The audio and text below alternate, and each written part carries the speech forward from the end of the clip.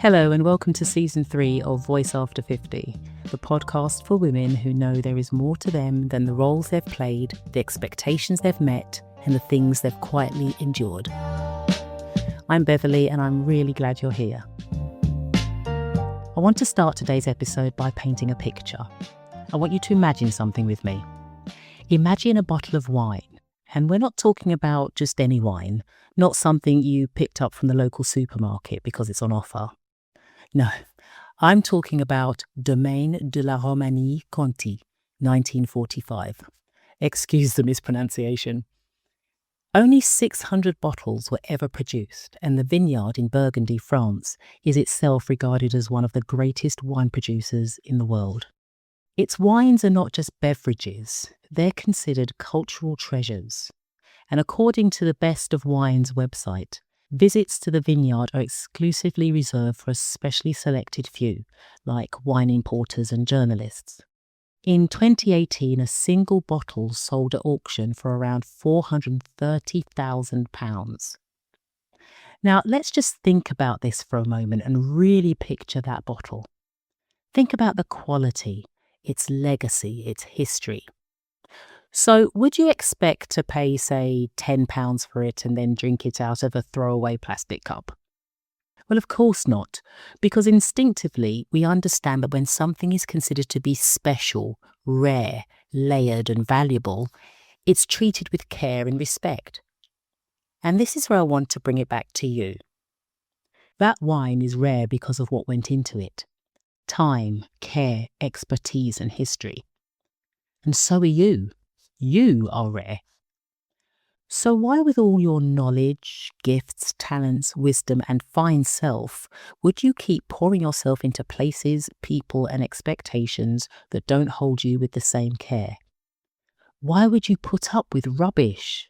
Like a fine wine being poured into a plastic cup and guzzled down like a cheap soda drink. Now, let me be clear.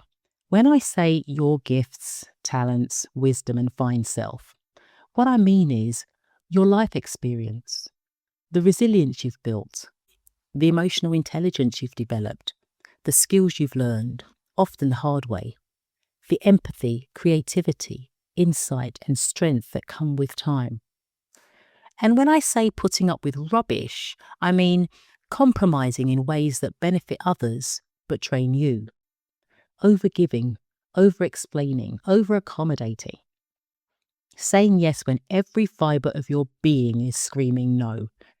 Making yourself smaller so others feel comfortable. So in this episode, I want to explore why we do this, and more importantly, how we stop doing this. So many women over 50 tell me they feel exhausted. Not because they're rushing around or physically overdoing it, but because they feel worn down, flat, depleted. And often they'll say something like, I really don't understand it. I haven't done anything, yet I feel so exhausted. If that sounds familiar, let me reassure you. I've said this to myself many times. But what we need to keep in mind is that exhaustion isn't only about what you do physically. It's also about what you carry. You can be sitting still and also be holding other people's needs in your mind, anticipating what might be asked of you next, managing relationships, emotions, expectations, staying available just in case someone needs you. So your body might look like it's at rest, but your nervous system hasn't switched off. You're not truly resting. You're paused, waiting, anticipating. And that kind of waiting is absolutely draining. And this is the hidden cost of compromising yourself. When you repeatedly put others first, when you say yes while quietly overriding yourself, when you smooth things over rather than speak up, when you go on autopilot and put yourself forward to help, unsurprisingly, your energy leaks away in small, almost invisible ways. So on the surface, you may look calm and capable, but inside you're carrying a constant low-level pressure. And over time, that pressure builds up and turns into fatigue, frustration, and resentment, even when you're doing nothing. And this is often where overgiving creeps in. You volunteer, you step in, you help. Not always because you want to, but because it feels expected. And you might tell yourself, well, I don't mind, I'm just helping. But if you're really being honest, do you ever feel a quiet sense of irritation, annoyance, feeling you're being taken for granted? But that's not ingratitude. It's not you being unkind. It's not you being selfish. And it's not you suddenly turning into someone you don't like.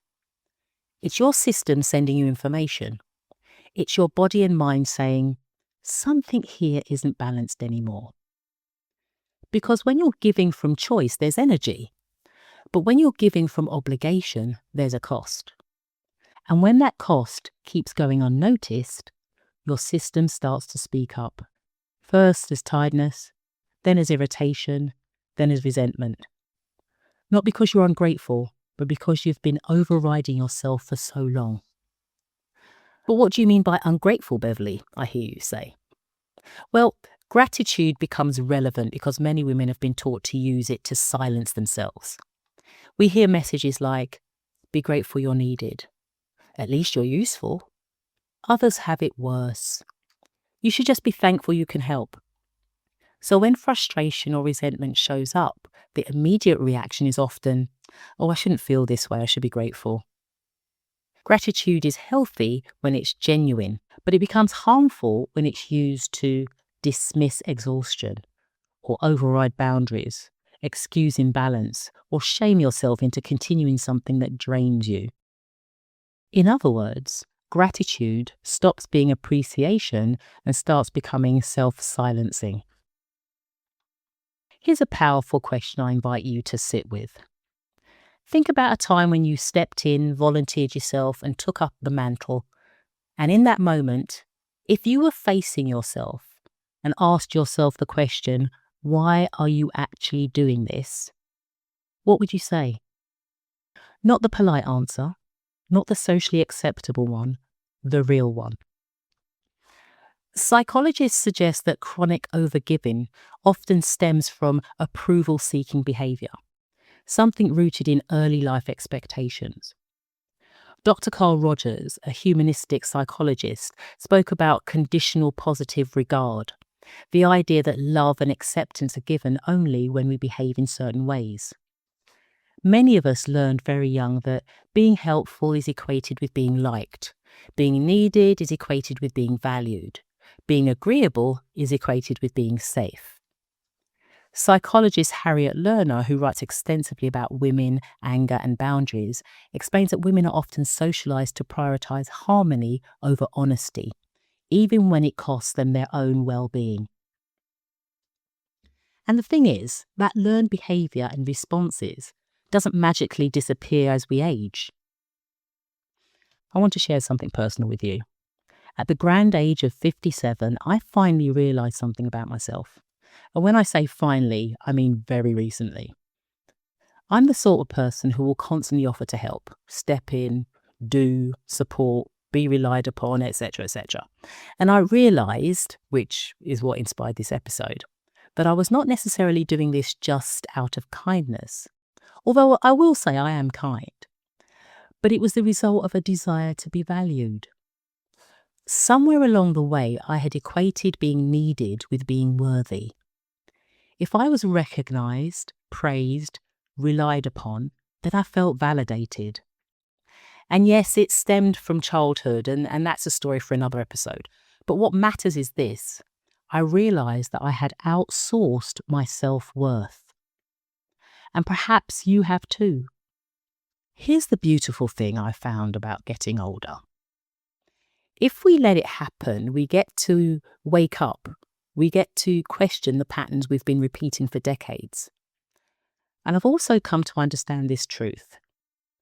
I don't need anyone else to validate my worth.